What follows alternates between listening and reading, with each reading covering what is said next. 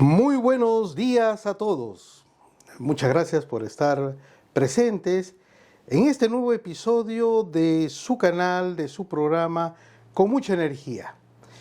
Como ya saben, como es habitual, nosotros estamos dispuestos a profundizar temas, a poder convocar a profesionales o a personas de a bien, a peruanos, a personas comunes y corrientes como nosotros, para poder de alguna forma contribuir con soluciones, contribuir con alternativas de poder de alguna forma llevar la voz de profesionales que saben, que tienen mucha experiencia. Eso es lo que necesita el país, escuchar la experiencia de todos, ¿no? Para poder formular soluciones desde todo ámbito, ¿no? ¿Por qué siempre lo repetimos? Porque todas las soluciones tienen que tener un enfoque multidisciplinario y también el impacto que produce ello va a lograr, digamos, fortalecer lo que se necesite en los aspectos multiculturales. Muchas gracias por estar con nosotros y ya saben, ¿no? Siempre suscríbanse al canal, marquen la campanita y estamos muy contentos en esta oportunidad porque traemos un tema con un gran profesional, ¿no? Que, digamos, está hablándose mucho de ello, ¿no? Del tema en estos días.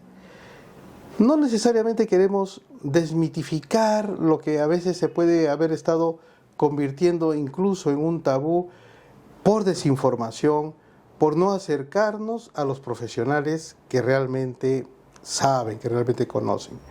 Vamos a tocar el tema de energía nuclear con el ingeniero Germán Cáceres Vivanco. Él es un ingeniero, también egresado de la Universidad Nacional de Ingeniería. Él ya nos va a contar su experiencia, nos va a contar incluso algunos pequeños pasajes de su vida, ¿no? Y al cual le damos la cordial bienvenida. Estimado Germán, gusto de tenerte en este tu canal Con Mucha Energía. Ok, muchas gracias Roberto. Mira, la verdad que estoy muy contento de poder compartir con ustedes esta entrevista y compartir los conocimientos que uno pudo haber adquirido a lo largo pues, de este tiempo, ¿no? Son 24 años que ya vengo trabajando en el IPEN, en lo que es la energía nuclear, y es realmente un gusto estar acá para poder compartir los conocimientos y sobre todo para darte el agradecimiento a ti y felicitarte también por esta acción que estás emprendiendo, ¿no? De difundir y entrevistar, ¿no? Para hacer más rico el conocimiento de los profesionales, de las personas en general, ¿no? Muchas gracias, Germán, sobre todo por esas felicitaciones viniendo de ti. Como lo mencioné en algún momento, todos yo creo que podemos colaborar, podemos poner nuestro granito de arena en el desarrollo del país. Y el tema es energía nuclear, pero antes de eso yo quisiera que nos digas dónde has nacido, qué te gustaba hacer de niño, en unos cortos minutos y hasta incluso de jóvenes, porque para que los que no, bueno, obviamente muchos no saben, pero algunos sí que nos están viendo lo saben. Con Germán hemos estudiado en la uni, somos del mismo código y bueno, de jóvenes nos gustaba mucho el básquet, ¿no? Pero yo creo que hay más detalles tuyos que la audiencia.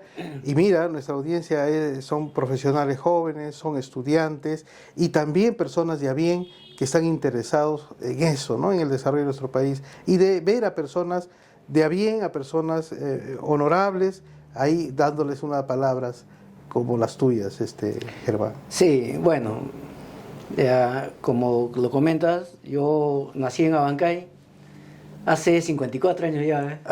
Muy bien, muy bien. Sí, 54 años, bueno, estudié toda mi juventud allá y terminando el colegio recién me vine para acá, para Lima, ¿no?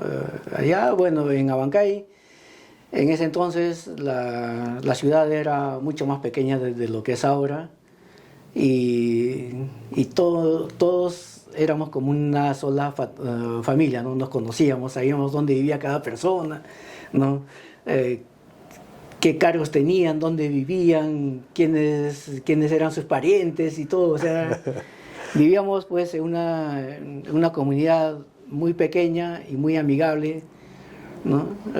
Grandes recuerdos de mis padres, ¿no? Bueno, al acabar el colegio, lamentablemente por la ausencia de oportunidades allá en Abancay, pues me tuve que venir aquí a Lima. Aparte, yo también tenía ya en mente la uni, ¿no? O sea, ya tenía desde tercero o cuarto de secundaria, tenía el chip de que tenía que estudiar en la uni sí o sí. Y bueno, a pesar que mis padres me decían que era un poco complicado, que la uni, ¿no? Dije, bueno, ya pues me voy y si no, regreso, pues, ¿no? Muy bien. Bueno, me vine aquí a la uni, tuve la suerte de ingresar en la primera, ¿no? Ah, No con un buen puntaje, pero ingresé en la primera, eso es lo más importante, ¿no? Y, ¿qué tal satisfacción? sí, pues, comenzamos los estudios y como dice Roberto, bueno, entre las cosas que hacíamos, bueno, nos gustaba jugar básquet, ¿no? Entonces, ahí practicábamos el básquet, pues, buen tiempo y ya con el pasar de los tiempos también ya se comenzó a enfriar el tema, pero ahí estuvimos, ¿no? Con Roberto formamos una amistad muy sólida, ¿no? Acabamos la universidad juntos, ¿no? No siempre los que ingresan acaban juntos, bueno, yo tuve la suerte de compartir con él también la promoción, ¿no? Y a partir de ahí ya, bueno, al acabar cada uno se fue por su rumbo, ¿no? Y bueno, esa vez pues no había las redes sociales que hay ahora, entonces un poco que... Teníamos no, que visitarnos en nuestras casas para claro, poder pues, conversar, ¿no? sí, pues entonces no era tan fácil y ya después de un tiempo comenzamos a interactuar más ya por correo, ahora que hay el WhatsApp ya nos comunicamos más seguido. Y es bonito, ¿no? Entonces, el tiempo de la uni fue una época también muy, muy interesante. Salí de la uni, estuve trabajando en una empresa de mecánica hasta el año 2000, donde me invitan a participar en un concurso para postular una plaza en el IPEN. Y bueno, pero yo había hecho mi tesis ya en el IPEN, ¿no? Por el año 95. ¿Habías practicado? Practiqué. ¿Practicaste? Y también, o sea, continuando mis prácticas llegué a hacer mi tesis ahí en... Qué bien. Entonces, yo le tenía un cariño especial al IPEN. Entonces, cuando me dicen que tenía la opción de ir a trabajar ya como trabajador al IPEN, bueno, lo pensé un poquito y dije, no, vi los pros, los contras, y dije, bueno, ya, bueno, me la juego y me fui al IPEN. Y bueno, y hasta ahora estoy ahí en el IPEN, ¿no? Pasé también por varias etapas, ¿no? Pasé por garantía de calidad, estuve también en la autoridad reguladora del IPEN, ¿no? Que es el que fiscaliza el uso de las radiaciones a nivel del país. Y posteriormente, bueno, retorné otra vez allá al Centro Nuclear de Warangal a trabajar con el reactor propiamente, ¿no? Del cual vamos a hablar. Del cual vamos a hablar, hay bastante que hablar, ¿no? Tenemos un reactor de investigación de 10 megawatts, bueno, que actualmente no está trabajando a 10 megawatts, pero que mantiene su productividad, ¿no? O sea, no ha habido una merma en la productividad, ¿no? Entonces, ahí estuve trabajando en el área de cálculo y actualmente estoy en la subdirección de operación de reactores nucleares, ¿no? Y actualmente estoy... Bueno, es un poco más o menos a grosso modo, el resumen de mi vida, ¿no? Muy bien, Germán, muchas gracias por esa introducción. Es una introducción apasionada, mira, no te has puesto nervioso, lo has dicho con mucha claridad. Y mira, en realidad, y esto es un mensaje para todos, ¿no? Qué gusto tener, yo creo que no todos tienen este honor de poder tener dentro de ser de los integrantes de su promoción o una persona muy cercana a alguien que esté trabajando en energía nuclear, pues, ¿no? es algo especial, es algo especial. Y entonces eso nos motiva a aprovechar tus conocimientos, estimado Germán. Y entonces nosotros a veces tenemos el tabú de que la energía nuclear es peligrosa, que la energía nuclear es cara, que la energía nuclear, digamos, puede producir alguna contaminación, digamos, de esas que podríamos catalogarlas como especiales y que podrían afectar el desenvolvimiento cotidiano, ¿no? Pero también los que, digamos, tenemos un poco de conocimiento, sabemos que hay pues, que rigurosas medidas de seguridad para muchos, me imagino, procedimientos, protocolos que se siguen. Pero empecemos, eso dejémoslo tal vez un poco para el final, pero empecemos por las aplicaciones que tiene la energía nuclear en la vida cotidiana de las sociedades, ¿no? Y por qué no decirlo, de los países. Yo supongo que, y tú conoces muy bien la historia de cómo se desarrolló la carrera por el desarrollo de la tecnología nuclear en nuestra Sudamérica, ¿no? Y a lo mejor nos explicas que esto pues primero fue, digamos, de alguna manera una materia de opción militar antes que civil, pero cuando ya llegó a ser civil hubieron muchas aplicaciones que quisiera que pases a detallarlas en la medida del tiempo que se pueda. Claro, ya. Bueno, comencemos por la historia, ¿no? La historia. Bueno, la historia nuclear, digamos, aquí en el Perú se inicia en el año 1975, ¿ya? En ese entonces el gobierno militar, ¿no? Optó por la tecnología nuclear porque, bueno, habían países que estaban ya desarrollando, ¿no? Y una de las condiciones fue, o sea, una de las condiciones que motivó fue que Chile estaba iniciando también su plan nuclear y por la competencia que había pues militar en esa época, Perú no se quiso quedar atrás y dijo también entramos a la carrera nuclear. Siempre había un componente geopolítico ahí, ¿no? Y arribaron al Plan Perú. Claro, entonces la idea era hacer inicialmente un reactor de investigación que se concluyó, que actualmente lo tenemos, y posteriormente era llegar ya a un reactor de potencia que nos permita generar corriente eléctrica para distribuir a todo el país. ¿Ya? El proyecto se inició, ¿no? El 75, como les digo, y tomó un tiempo. Bueno, después, el 80, se acaba el gobierno militar, ¿no? Y pasamos al gobierno civil, bueno, ¿no? Entonces ellos como que no entendieron bien el plan nuclear del Perú, lo relacionaron básicamente a propósitos militares y se frenó, digamos, ¿no? Pero posteriormente en convenios que se firmaron con Argentina, con Francia, se comenzó a ver que en verdad la energía nuclear no es solo uso nuclear. Además, actualmente ya no tiene uso militar, ¿no? No debería ser usado para usos militares porque ya hay convenios internacionales que evitan que eso se dé a través de controles que se hacen, ¿no? Restricciones y esas cosas, ¿no? Entonces, cuando se entendió eso, entonces se dijo que, bueno, el proyecto continúa y el año 88 se inaugura pues el centro nuclear con el reactor RP10, ¿no?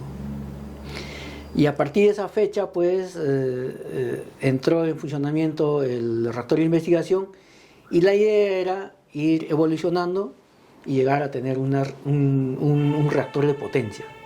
Que nos abastezca de corriente eléctrica. Pero ya esa segunda etapa no se ha concretado, pero de lo que se ha concretado en la primera etapa, ¿qué usos ahorita, por ejemplo, la sociedad disfruta de esta tecnología? Claro, el reactor nuclear que tenemos nosotros tiene muchas facilidades instaladas dentro de su estructura, ¿no? De la que más se está usando actualmente es la producción de radioisótopos para uso médico. Uso médico es más o menos un 80% de la producción del reactor, ¿no?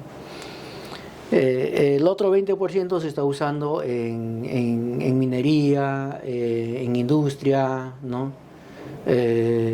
Bueno, anteriormente se estaba haciendo algo también orientado a la agronomía, ¿no? Son temas que hay que volver a retomarlos porque se dejaron un poco de lado, ¿no? Interesante, entonces en el ámbito, ya no veamos, o sea, de los radioisótopos es perfecto, pero en estos, bueno, yo supongo que en todas sus aplicaciones no hay pizcas de que uno pueda pensar de que algún elemento de una mina o algún elemento de incluso de agronomía o de medicina esté, digamos, con secuelas de radioactividad, ¿no? A ver, ¿cómo es eso, Germán? Por ejemplo, cuando se hace un estudio, por ejemplo, ya, en agricultura, por así, ¿no? Entonces lo que se va a usar son trazadores radiactivos, ¿ya? Bueno, que tiene radiación, sí tiene radiación, ¿ya?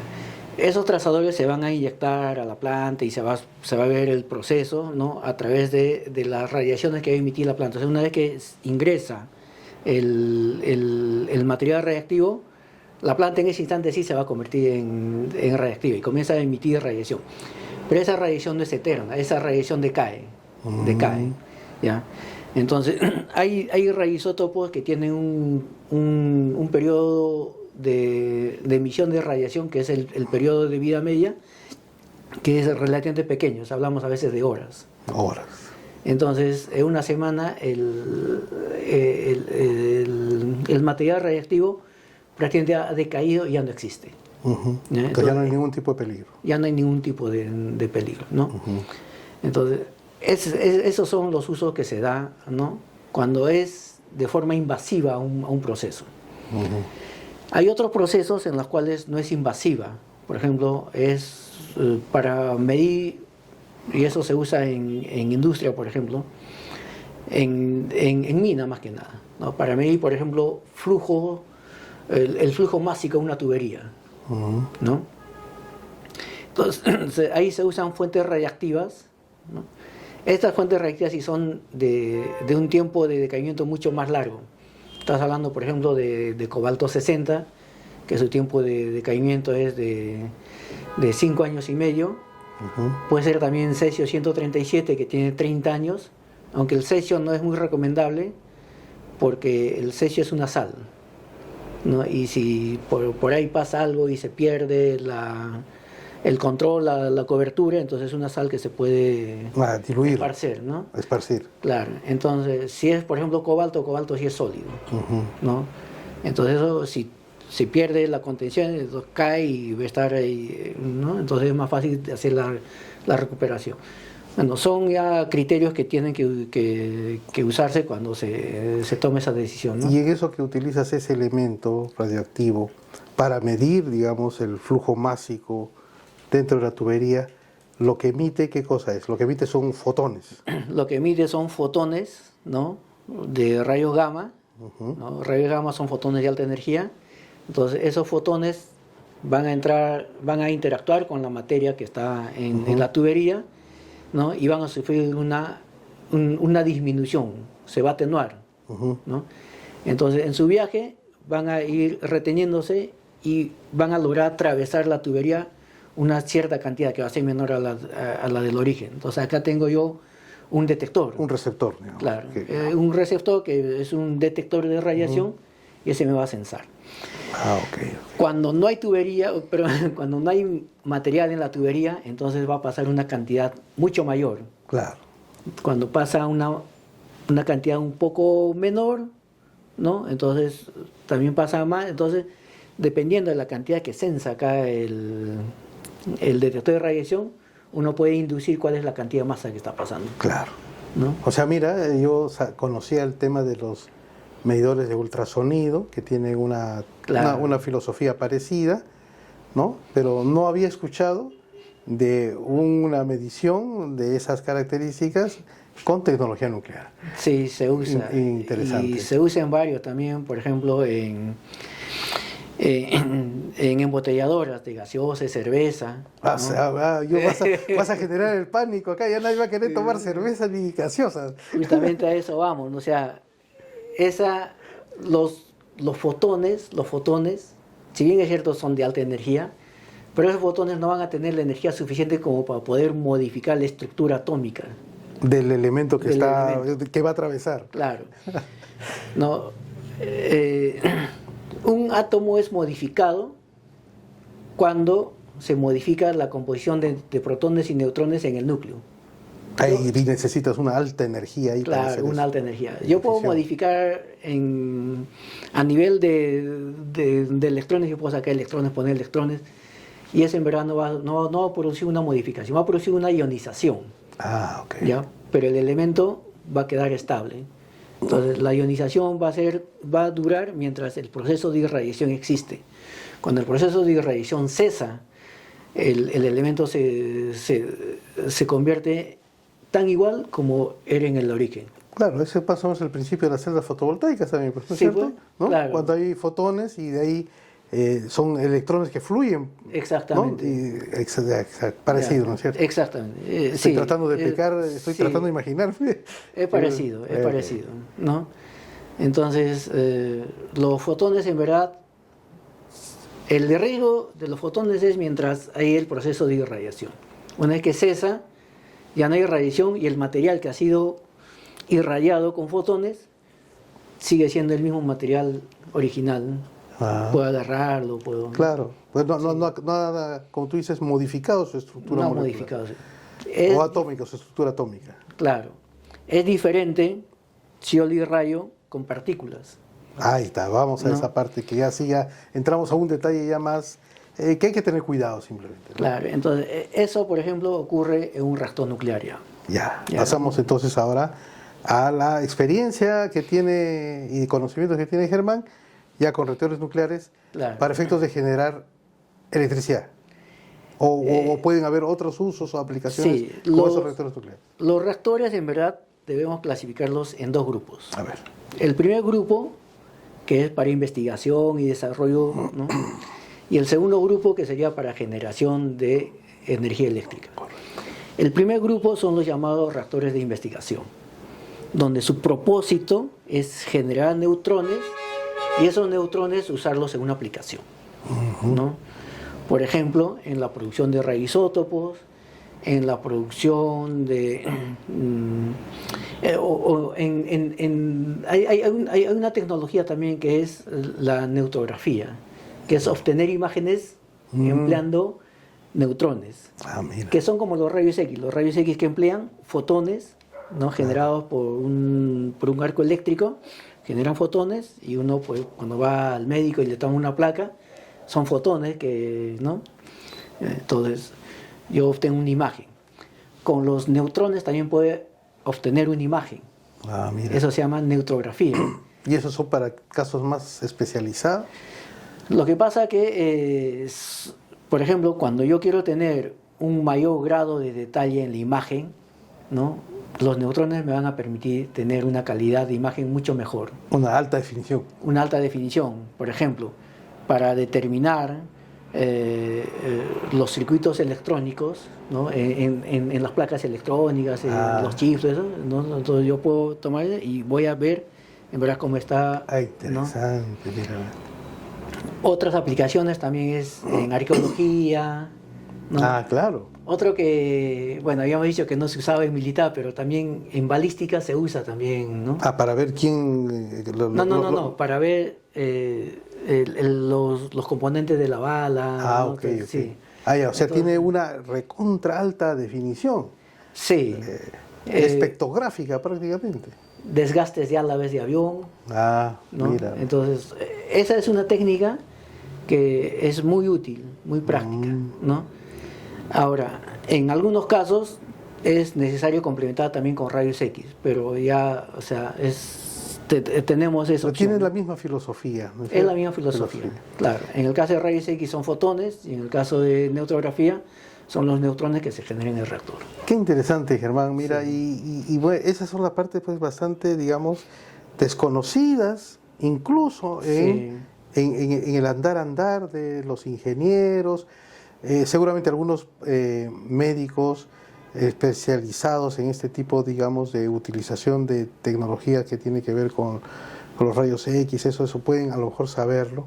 Ahora la biotecnología también me imagino que También, estarán más enterados sí. de estos temas, pero los de la vieja escuela a veces yo creo, bueno, ese es un mensaje para toda la juventud, pues no, o sea, los de la vieja escuela tenemos que reinventarnos y estamos acá con Germán aprendiendo más cosas. Claro, Ah, claro, y ese es el tema con los reactores de investigación, ¿no? Que Ajá. su propósito es usar el neutrón, Ya. los neutrones para darle la el aplicación. objetivo ahí, el dueño del circo es el neutrón. Es el neutrón. Uy, ¿Ya?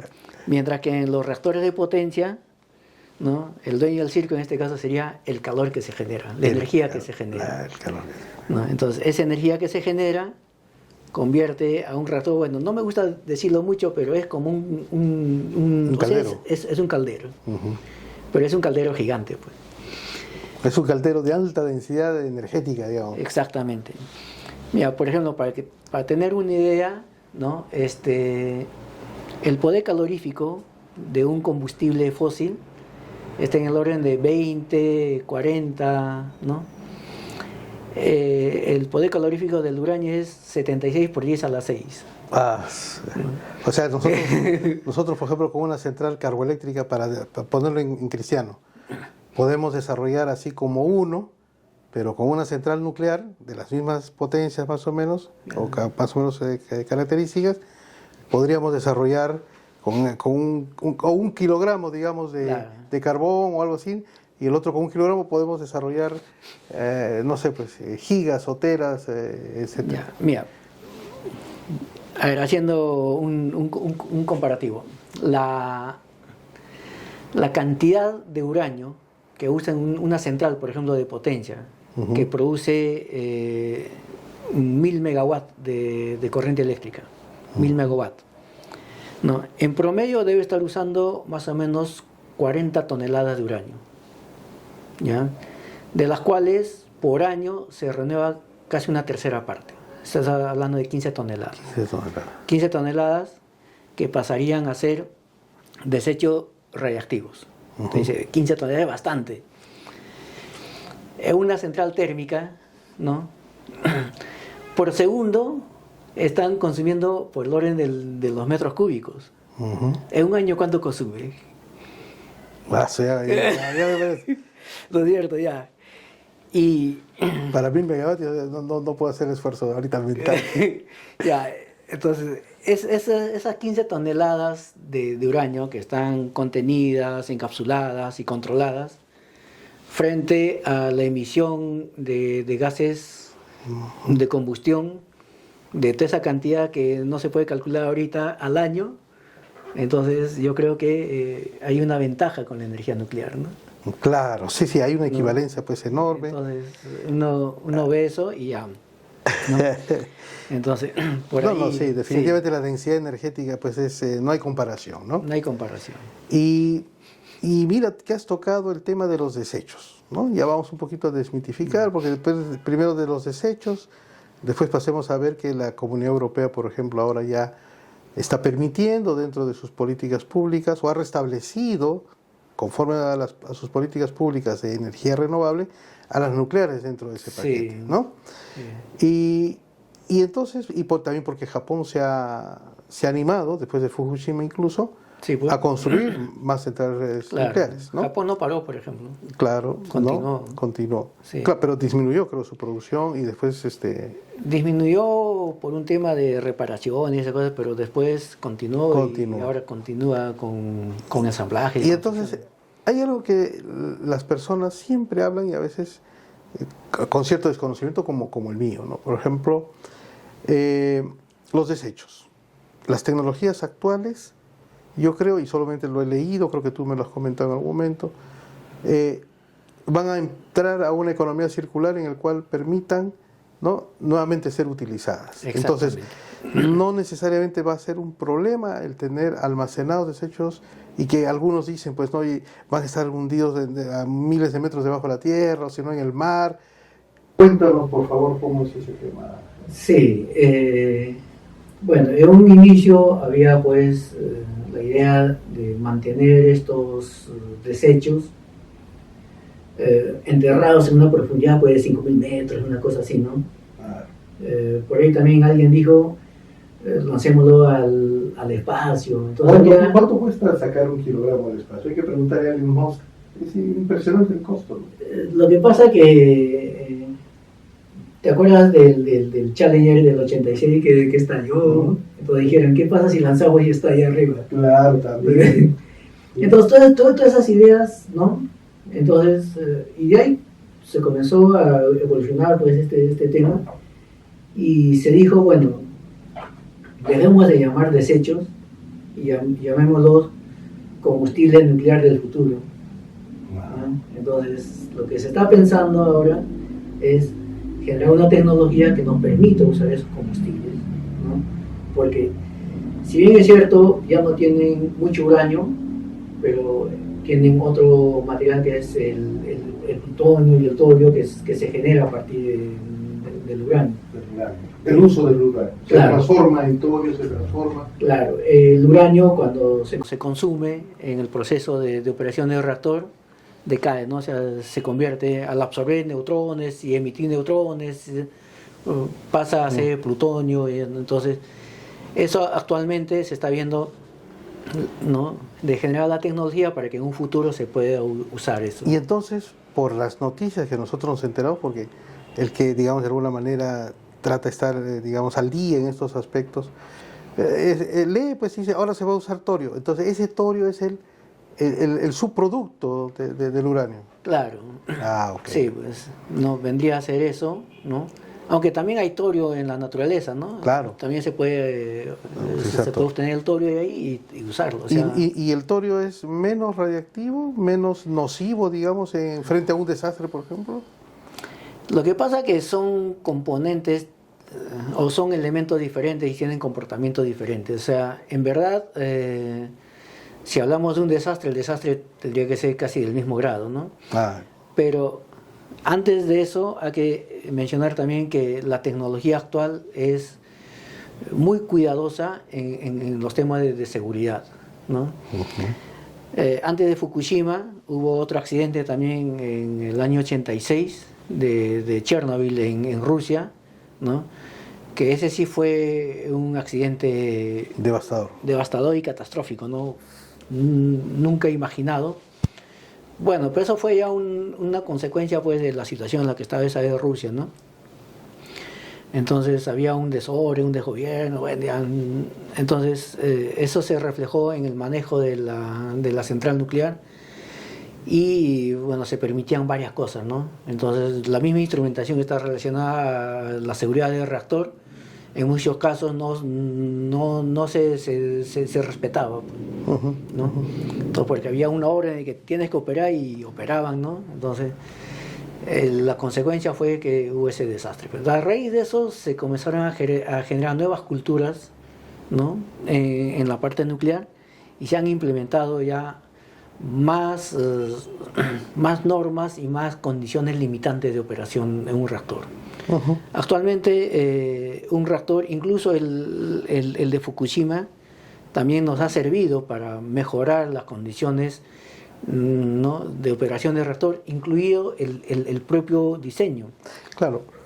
Mira, por ejemplo, he escuchado a varios, ¿no? Y yo en esos momentos callé porque no era momento oportuno para refutar nada, pero estamos en el programa hablando de nuclear y he escuchado a varios decir, nosotros estamos asentados en una zona sísmica, no, imposible. Ya vamos a hablar un poquito lo de las pretensiones de tener un reactor modular seguramente en Iquitos, pero al margen de ello, Japón es sísmico. Sí. Y Fukushima trabaja ahí y los japoneses ya han desarrollado lo necesario para soportar el tema de los sismos. Claro. No debería ser un impedimento desde el punto de vista de tecnología o tecnológico y de ingeniería, porque estamos en el canal con mucha energía, ¿no es cierto? Exactamente. Claro. El tema del accidente de Fukushima, si bien es cierto fue originado por el terremoto, el sismo, pero el que causó propiamente el accidente no fue el sismo, fue el tsunami que se presentó después del... ¿Por qué? Porque el tsunami, bueno, aparte de que era un tsunami pues, de una ola que no habían previsto porque tenían contención creo para 10, 15 metros y fue un tsunami mucho más grande. ¿Qué es lo que pasó? Que ese tsunami llegó a la central nuclear, inundó todo lo que estaba ahí y como consecuencia de la inundación dejaron de operar las bombas. Y las bombas es la que refrigera pues el reactor. Ese es un circuito crítico ahí. Exactamente, ¿no? Entonces, y ahora se ha buscado una solución bastante práctica. Ya no hacer al nivel del piso, ponerle una altura a las bombas. Claro. ¿No? Entonces uno dice, algo absurdo y que no se le ocurrió, pero ahora se está poniendo esas condiciones. Y así hay condiciones que se están haciendo, ¿no? Hay lo que se llama bastante, ¿no? Los sistemas pasivos. Aquellos que frente a un corte de energía eléctrica, frente a un sismo, entran automáticamente sin intervención del hombre. Pueden que por gravedad, pueden, ¿no? Entonces, esas condiciones que hacen que el reactor se logre apagar. Claro, o sea, todos los mecanismos frente a una amenaza están diseñados, o sea, bueno, hay mecanismos que se diseñan justamente para lograr, primero salvaguardar, detener el origen de la falla, o, digamos, tratar de establecer un cierto amortiguamiento de algo que pueda producirse. Claro. ¿No? Y entonces ahora que estamos ya un poco acercándonos más aterrizando los conceptos de energía nuclear, en estos últimos tiempos han aparecido reactores nucleares modulares de 20 megavatios, de 30 megavatios, y entendemos que cada vez, como todas las tecnologías, como todos los nuevos elementos tecnológicos ahora están siendo disruptivos, bastante disruptivos, asequibles finalmente, entendemos que en el futuro también estos reactores modulares podrían ser asequibles. Y pienso que en eso está pensando un poco el actual gobierno, y ha lanzado una noticia de querer o pretender, y me imagino con pinceladas de opiniones del IPEN o no, darle una solución al problema energético que tiene nuestro más grande sistema aislado, que es el sistema de Iquitos. Claro. Sí, actualmente se está migrando a la tecnología de reactores modulares pequeños y medianos, en verdad. Porque actualmente se están haciendo construcciones de reactores hasta de 300 megawatts. ¿No? 300 y 300 es mediano. Es mediano. Lo que pasa es que las centrales de potencia, las grandes, eran pues de 1000, 1200, ¿no? Como las que existen en Argentina, en Brasil. Claro, en Argentina, por ejemplo, son de 600 y 800. ¿No? El de Brasil, de Hangar, está también por ese orden, ¿no? Tenemos la de México también, pero o sea, ahí la filosofía es tener dos o más, porque uno puede entrar en mantenimiento y el otro sigue abasteciendo. Claro. ¿No? Pero esas centrales son muy grandes y el costo es muy alto. Y más ahora con las exigencias tecnológicas que se tienen que cumplir, hace que sea más caro. Además, yo, disculpa que te interrumpa, yo tenía otro dato, ¿no? O sea, cuando, en algún momento estaba en el ministerio trabajando, me llegó una información, privilegiada, ¿no? Siempre hay muy buena información que se maneja a nivel gubernamental. Y en los estudios que demanda una central nuclear, o sea, el tiempo de los estudios, nos decían, eran de 10 años. Y su construcción de una gran central también, pues de los 800 o 1000, también son otros 10 años. Y bueno, ahora por ahí leí un paper que decía, ahora ya no son 10 años, ya son 8 años, pero igualito, ¿no? Entre estudios y construcción, prácticamente son más de 15 años. Y yo creo que ningún país como el nuestro, con tanta inestabilidad, va a darse el lujo de tener una central nuclear grande. Creo que Chile lo intentó y tampoco ellos pudieron. Claro, Chile intentó antes de todo, antes que salga incluso los modulares, querían hacer una central de potencia convencional, grande.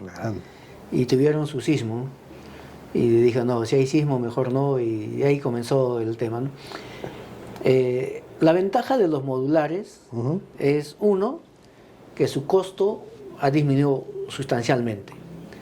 El otro, que son modulares, o sea, ¿no? Son más versátiles. Son más versátiles, ¿no? Y son más robustos, y lógicamente que van a poder soportar mayores condiciones, llámese de sismos, de inundaciones, de esa cosa. ¿Cómo es el sistema, digamos, del ciclo cerrado ranking en una modular? ¿O es otra filosofía? Es la misma, es la misma. ¿Es la misma? No, o sea, básicamente se manejan dos tipos de reactores. Los PWR, que es reactores donde el agua está a presión, Ya. ¿no? Entonces estamos hablando de 100 PSI más o menos, presiones bien altas, En altas. Claro. donde la temperatura del agua llega pues a 315 grados y no cambia fase, Wow. ¿no? Ya. Es Entonces, otro level de nivel de presión. claro, pues entonces ese tiene un circuito primario que pasa por el núcleo del reactor, saca el calor y lo manda a un generador de vapor. Wow. Ese generador de vapor ya está a una presión menor, que también es alta, pero no es tanto, eso debe estar pues, ahorita no tengo el dato, pero debe ser 7 más o menos, 7, ¿no? ¿7 atmósferas? 7 atmósferas más o Ajá. menos, ¿no? Y esa es la que va a, o sea, ese es un agua que está en contacto en un intercambiador, no hay un contacto físico, o sea, el agua del secundario va a ser pura. O sea, el ser compacto, todo eso ha tenido que desarrollarse ese tipo de tecnología, pero... No, eso es ¿Desde siempre? Sí. Ya. Sino que ahora esto es, al ser compacto, todo está encapsulado, en una cápsula debe estar, ¿no? Claro, pero ahí entonces los servicios auxiliares consumen gran cantidad de energía para poder tener esas condiciones. Se van a autoabastecer, pues. Claro. ¿No? Claro. Se autoabastecen con lo que genera el... Entonces, el ahí, propio ¿cuál es el reactor. rendimiento de la planta? Ahí, o eficiencia o rendimiento, como quieres llamarlo. Como cualquier otra máquina, un promedio de 30%. Así no pierde rendimiento por esa razón. No. Ah, ok. No, estamos hablando de un 30%, que es lo que tiene cualquier máquina térmica, ¿no? Ya. No, ahora hay máquinas térmicas de 60%. Sí, No, sí, pero digamos que eso es ya con otras condiciones, ¿no? Pero un reactor... más o menos Un reactor, por ese orden, así un reactor convencional de esos de... está por el orden de 30%. 30%. Sí. Ah, ya. Sí. ¿No? Bueno, está bien. ¿No? Y entonces, bueno, ya hemos avanzado con los modulares. Y lo de Iquitos no has querido Yo he comentar. escuchado de Iquitos, pero en verdad no tengo mucha información de eso, ¿no? O sea... Pero a ver, aprovechando un poco tu experiencia, Germán, ¿qué condiciones? Imagínate que tenemos ahí el reactor modular en Iquitos, no hay muchos sismos, ¿no? O sea, pero hay una temperatura en Iquitos a veces llegan a los 45 grados. Claro. Ese reactor tendría que estar cercano a una fuente de agua. En estos últimos... Todos los reactores, bueno, al menos los reactores que son refrigerados con agua tienen que tener una fuente de agua. Ya. La gran mayoría de reactores usan agua como refrigerante. Hay otros que usan sales disueltas. Las sales de sodio. Sí, claro, de sodio, ¿no? Hay de varios tipos, pero digamos el más común es el que usan agua, ¿no? Claro. Entonces, para eso necesitan pues una fuente de agua fría de forma permanente y continua.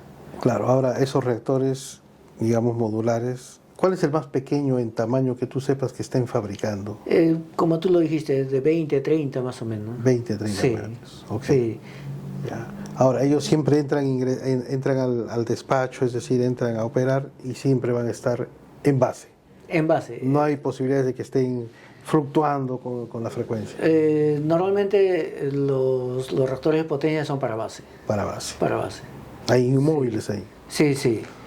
Porque subir y bajar, subir y bajar la potencia, Ajá. que se puede hacer, pero usualmente son usados para base. Son usados sí, para sí, base. para base. Sí. Ahora, hace tiempo también leía información, algunos colegas comentábamos, cuando por ejemplo en la Organización Internacional de Energía Atómica, ¿no es cierto? ¿No? Tienen, digamos, ellos son prolíficos en dar conferencias, charlas, capacitaciones a nivel mundial, ¿no? Hay toda una historia ahí, seguro la conoces muy bien. En algún momento plantearon un libro o un reporte, un boletín, y decían, a ver, queremos impulsar el uso de la energía nuclear, ¿no? Que los países, digamos, acepten estos aspectos. Y ellos decían, a ver, pero para eso tiene que haber una cadena logística para muchas cosas. Primero, por ejemplo, que tiene que haber uranio, ¿cómo se dice? Reforzado, uranio enriquecido, el uranio enriquecido, ¿no? Y que ese uranio enriquecido parece que no se enriquece en todos los lugares, ¿no? Hay una tecnología para ello. Y después en esa cadena en esa cadena logística, digamos, bueno, se utiliza el combustible, pasan a los desechos, ya nos has explicado que los desechos van a ser reutilizados. Sí. Y entonces, dada tu condición de saber, pues, uno de los que más conoces estos temas, hay posibilidades, ¿no? Porque acá, por ejemplo, creo que incluso Bolivia estaba entrando a una carrera también de tener... Está en construcción de un reactor. Un reactor también de investigación. También de investigación. De 200 kilowatts. Ya, entonces, ¿cómo ves, por ejemplo, para Sudamérica o para nuestra realidad, alguna posibilidad de poder tener, digamos, tecnología nuclear o desarrollar más energía nuclear en nuestros países? O sea, la posibilidad está, y el organismo siempre tiene la predisposición de apoyar, ¿no? Uh-huh. Nosotros tenemos bastante vínculo con el OIEA, el Organismo Internacional de Energía Atómica, OIEA, ¿no? Y periódicamente nos visitan, recibimos capacitación, ¿no? Participamos en eventos del OIEA, en talleres, ¿no? Uh-huh. O sea, la actividad del OIEA es grande a nivel mundial. Okay. Y Perú es parte, o sea, es miembro del OIEA y como tal accede a todos los beneficios que proporciona el OIEA. Es un miembro fundador, ¿no? Es un miembro fundador. Tuvimos la suerte de... No me acuerdo el número, pero creo que eran 56 países los que formaron inicialmente el OIEA y el Perú estaba ahí, Sí. ¿no? Entonces, bueno, somos muy bien considerados por el OIEA, ¿no? Uh-huh. Y nos ha apoyado bastante en varias cosas, ¿no? Uno de los proyectos más grandes que hicimos, por ejemplo, últimamente fue la fabricación de elementos combustibles para nuestro reactor, uh-huh, ¿no? Eso lo hicimos con el apoyo del OIEA, con el apoyo de Argentina y nosotros mismos también participando. La fabricación y la puesta en servicio, la nueva puesta en servicio del reactor con esos elementos combustibles, que fue todo un reto. Ese tipo de actividad en el reactor de Huarangal es una actividad que se le puede denominar, por ejemplo, un mantenimiento mayor o un ¿cómo le dicen? Un overhaul o un upgrade. Un upgrade sería. Un upgrade sería. Bueno. Porque hemos hecho modificaciones de los combustibles. El diseño del combustible uh-huh, es diferente al diseño original. Este tiene otras características, ¿no? Que hemos hecho el diseño pensando en tener mayores bondades del uranio para el reactor. Y cuéntanos un poquito cómo se abastecen de uranio. ¿Ustedes, digamos, de alguna manera son autosuficientes para todo su proceso o dependen de algún país o alguna importación de algún insumo para lograr cerrar el proceso? Bueno, o sea, por ejemplo, en el tema de los combustibles todavía tenemos una dependencia, no tenemos acá. Bueno, inicialmente íbamos a tener acá una planta de producción, de fabricación de elementos combustibles. Uh-huh. No prosperó la idea y bueno, cuando hicimos la construcción ya te has identificado. No, yo en esa época todavía en el IPES, pero... Tenía 5 años. En el año 88, ¿no? Cuando se terminó la construcción y se inició la operación del reactor, hubo una provisión de elementos combustibles de una fábrica Nuken, que ahora ya no existe, alemana. Uh-huh. ¿Ya? Ellos nos proporcionaron los combustibles, ¿no? Nos proporcionaron un lote grande de combustibles. Esos combustibles nos duró casi hasta el 2014 más o menos, ¿ya? Uh-huh. Y ahí ya necesitamos una nueva carga de combustible, y ahí fue que se inició este proyecto, ¿no? Entonces, dado el estado de arte de la época, y entonces ya no podíamos continuar con los combustibles, con el diseño que teníamos originalmente. Correcto. Se hicieron unas modificaciones, participamos, ¿no? Diseño neutrónico, diseño termohidráulico, o sea, toda una tecnología, y sacamos un nuevo elemento de combustible. Ese combustible lo hicimos en fabricación conjuntamente con INVAP, que es una empresa de Argentina, Okay. con el auspicio de la OIEA, participación peruana. Sacamos ese proyecto, trajimos los combustibles acá, los instalamos en el reactor, hicimos todo el proceso de puesta en servicio, y bueno, ahorita estamos operando con esas condiciones. ¿Esos combustibles en el fondo le mejoran el rendimiento, abaratan, digamos, los costos de operación del reactor? Claro. ¿Qué beneficios ha traído ese cambio de combustible? Por ejemplo, uno que me permite trabajar con flujos de neutrones más altos, o sea, genera una mayor cantidad de neutrones, ¿no? Okay. Puede tener una cantidad de uranio mayor en cada elemento de combustible. Entonces eso hace que los tiempos dure más. Dure más, pues, o sea, el combustible dura más, ¿no? Por ejemplo, una configuración del núcleo antes nos duraba meses, ahora nos dura más de un año. Perfecto. ¿No? O sea, hay esa ventaja, ¿no? Son bondades, ¿no? Bueno, y aparte que con los anteriores había una condición limitante, que era el consumo. Cuando llegaba un determinado consumo, el combustible ya no se podía usar. Con la tecnología nueva que tenemos no hay ese límite. O sea, el límite ya es la condición operativa. Okay. Cuando ya por condiciones operativas yo tengo que cambiar un combustible, ahí lo hago. ¿Y cuáles son esas condiciones operativas? ¿Una degradación de qué? O sea, a ver, cuando se consume el uranio, ¿no? El uranio, al fisionarse, se parte en dos, ¿no? Migra a otro tipo de elemento. Claro, se parte en dos elementos, ¿no? ¿Cuáles son esos dos elementos? Puede ser en verdad cualquier elemento. ¿Ya? Hay una mayor tendencia en que sea cesio y xenón, ¿ya? Digamos, o sea, hay dos picos, ¿no? O sea, un pico y otro pico, ¿no? Donde mayor probabilidad acá y mayor probabilidad acá, ¿no? Claro, entonces acá estamos 6. Pero en verdad, con una probabilidad menor te puede producir, pues, cualquier otro tipo de elemento. Okay. ¿Ya? Entre esos se puede producir también gases, los gases nobles. Y esos gases nobles, estar contenidos, ¿no? Pueden estar haciendo una cápsula de expansión, no sé, como una especie de... Una burbuja ahí. De burbuja. Y que después puede implosionar, claro, y generar una cavitación, no me digas eso. No. Entonces eso produce, pues, las hinchazones en los elementos de combustibles, puede haber deformaciones, y el comportamiento ya no va a ser igual.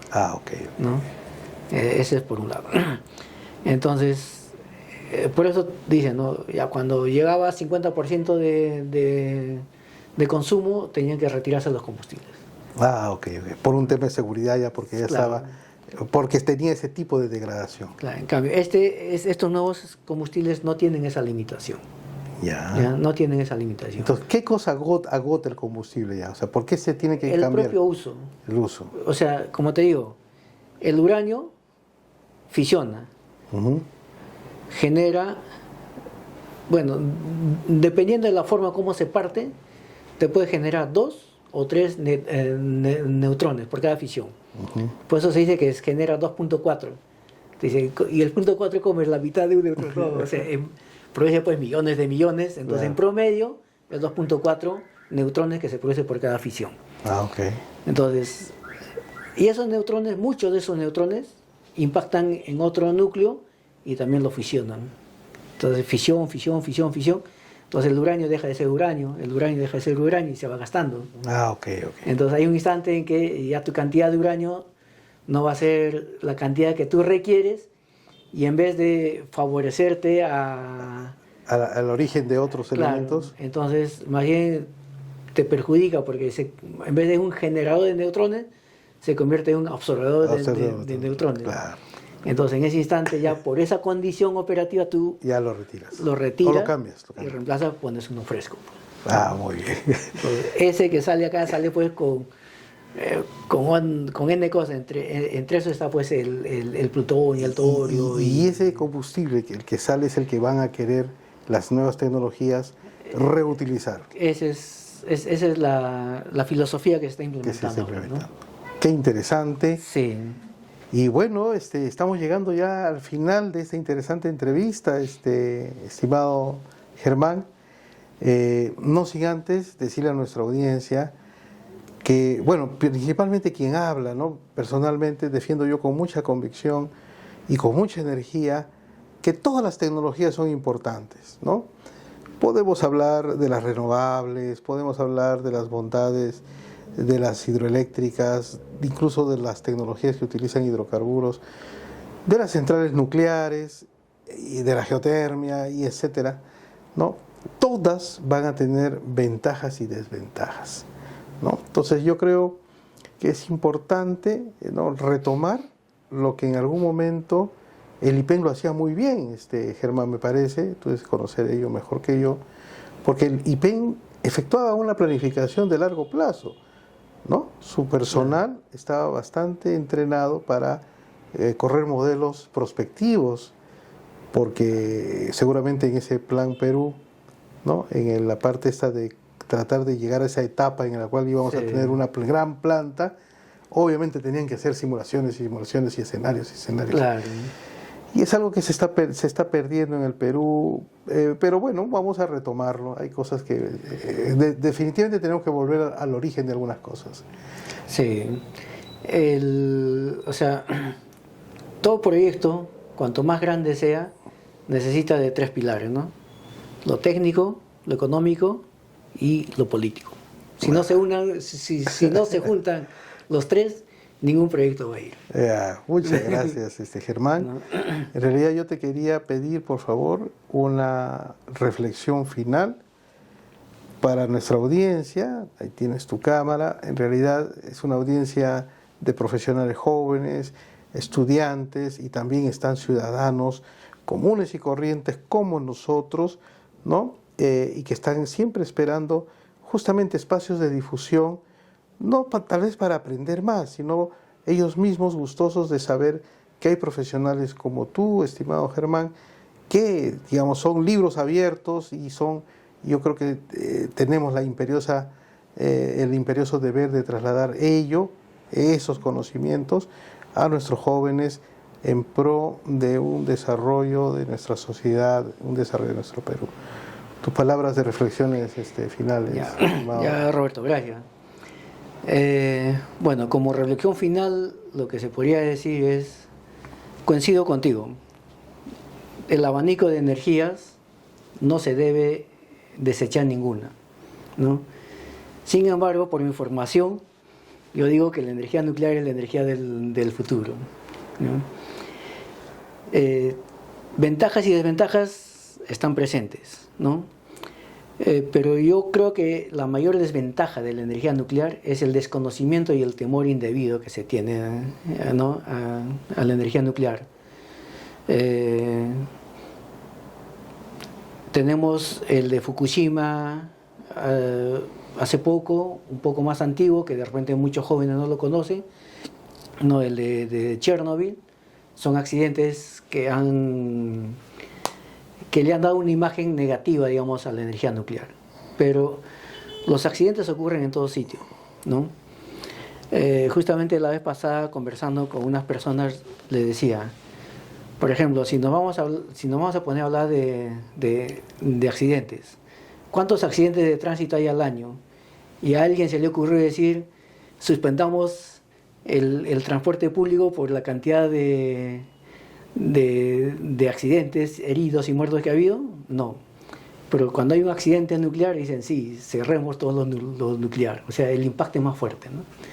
Entonces, y aparte también que, bueno, paradójicamente, las películas también nos muestran, pues, por ejemplo, hay una película que siempre me mencionan, el síndrome de China, ¿no? No sé si tú lo habrás visto. No, pero me vas a recomendar. ¿Sí? Ya, bueno, entonces, si no la ves mejor. No, sí, hay que estar enterado de todo. Ahí hablan, por ejemplo, de unos mutantes, de unos muertos vivientes que son efectos de la Producto de la radiación. radiación, ¿No? ya me imagino. Entonces, o sea, esas cosas han causado un temor indebido. Por ejemplo, cuando yo doy charlas así de seguridad y esas cosas, la primera pregunta que les hago, le digo, ¿ustedes creen que una central nuclear como la que estamos ahorita, suponiendo que estemos ahí en Warangal, es segura? Me dice, no, ¿hay un riesgo? Sí, es peligroso trabajar acá. Me dice. Y yo le digo, ¿y cómo creen que yo trabajo acá? Que soy un suicida. ¿No? Entonces hay toda una tecnología que se aplica en la seguridad, entonces hace que la operación de un reactor nuclear esté con unos estándares de calidad muy altos. Entonces, la confianza que uno debe tener a la energía nuclear debe nacer por el conocimiento y la investigación de la seguridad que se aplica en el diseño, en la operación, en la construcción de este tipo de plantas, ¿no?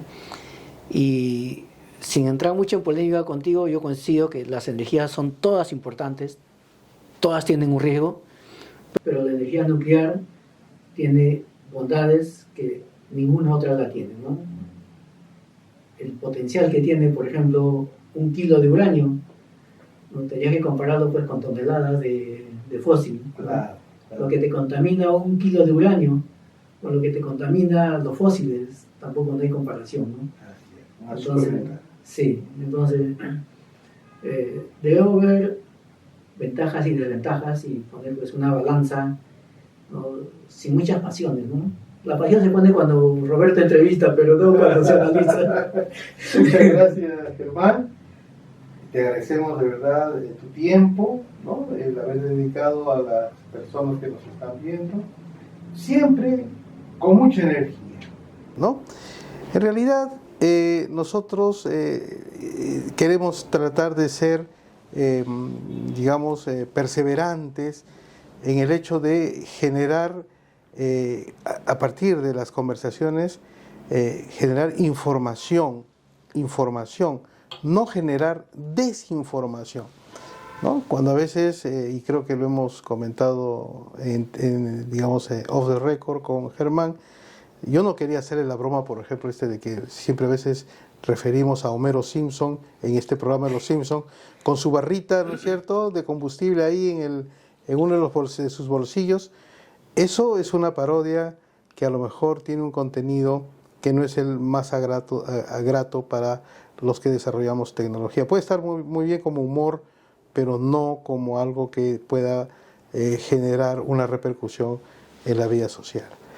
Y entonces, con mucha energía nos despedimos, no sin antes, si les ha gustado esta entrevista, por favor siempre suscríbanse al canal, marquen la campanita, que muy gustosos ya vamos a poder nosotros ofrecerles otras entrevistas con nuevos invitados, o si no, a lo mejor también volvemos a invitarlos a estos profesionales excepcionales que son como nosotros, gente de a bien, y por ello siempre les vamos a decir, con mucha energía estamos a su disposición, transmitiendo información, no desinformación.